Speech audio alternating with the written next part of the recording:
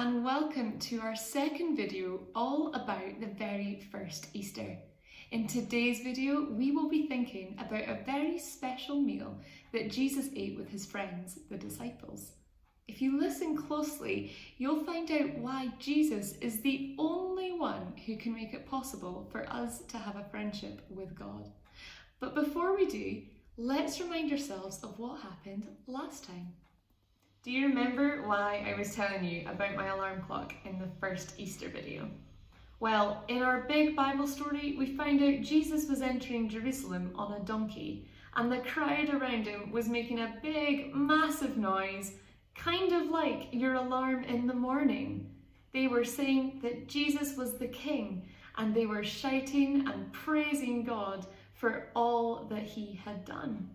But there was a group of religious men called the Pharisees who wanted the crowd to be quiet. They didn't think Jesus was the king. They didn't like him. They thought, no, you're only a teacher. And they wanted the crowd to be quiet. Well, the crowd saw that Jesus really was the King of peace that they'd been waiting for. They responded rightly. It was the Pharisees who misunderstood Jesus, and they responded wrongly. Well, in today's big Bible story, Jesus will tell his disciples more of who he is and what he came to do. So let's get started with our big idea.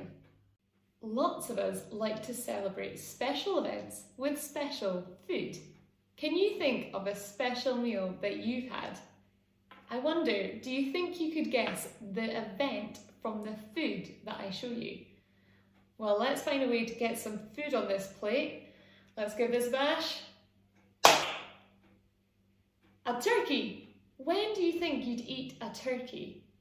At Christmas time, for sure.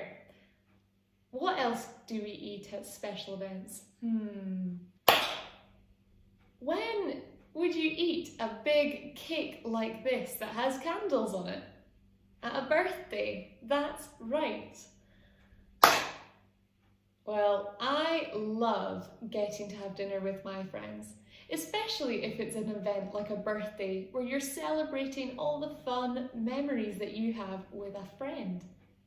Did you know that in the Bible, the Jewish people have a special meal every year to remember something called the Passover?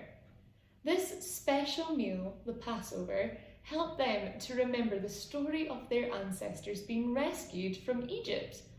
For their meal, they had bread and wine and roast lamb.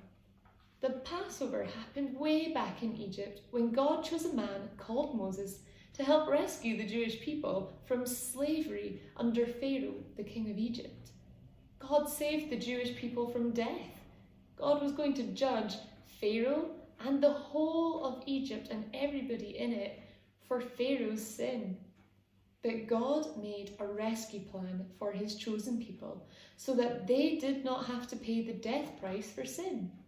Sin against God will be judged. And he told the Jewish people the only way to escape this time was to let a lamb pay the death price instead of them. They put the blood of the lamb on the doorposts as a sign to God that they trusted his rescue plan, and he would pass over those houses and no one would die. The Passover meal of bread and wine and the lamb helped all the Jewish people remember that our sin is really serious, and it helped them remember the special relationship that God had with them. As we listen to the big Bible story, let's try find out what special meal Jesus had with his friends and what Jesus said about the bread and about the wine and what they were. Last time in our big Bible story, we went on a journey with Jesus as he entered Jerusalem. Today, we're going to join in the story where Jesus has a special meal with his friends. We need to read Luke chapter 22, verses 7 to 8 to find out what it was. Let's read it. Then came the day of unleavened bread, on which the Passover lamb had to be sacrificed.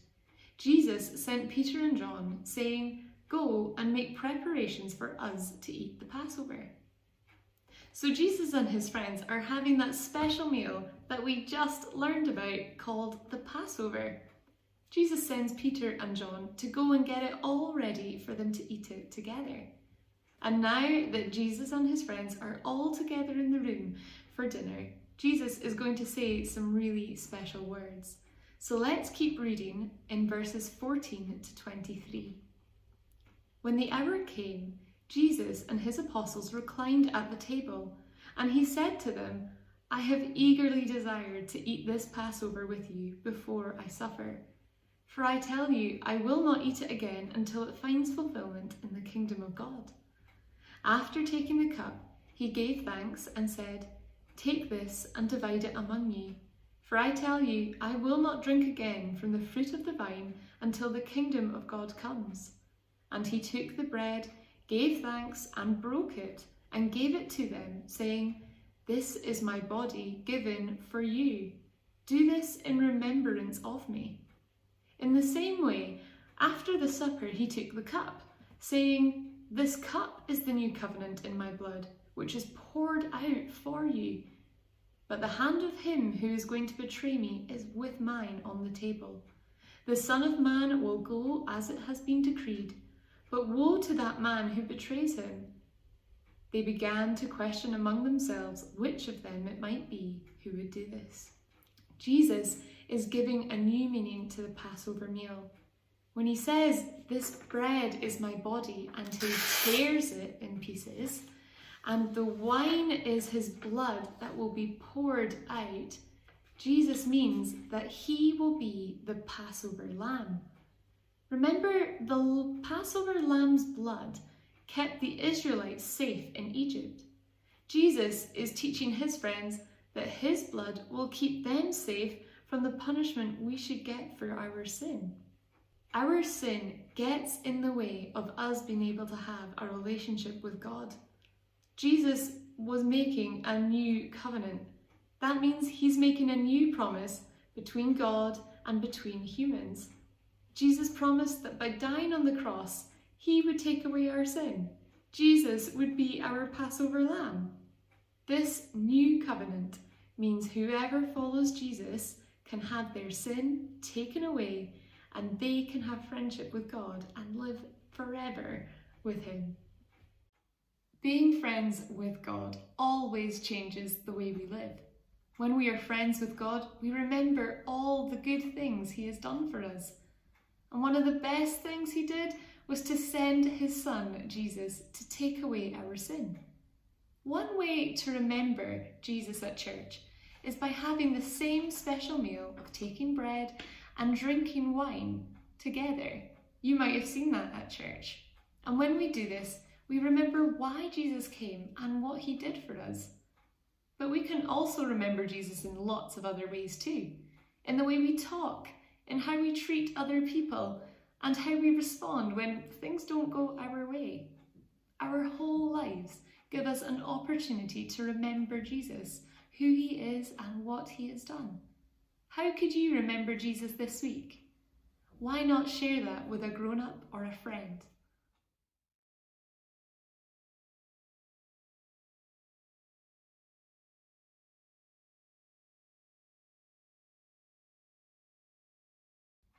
Well done for listening to today's video. I know it might have been a hard one to understand, but it is a really important part of the Jesus story. Come back next time and we'll find out exactly how Jesus takes our place and fixes our relationship with God. See you soon.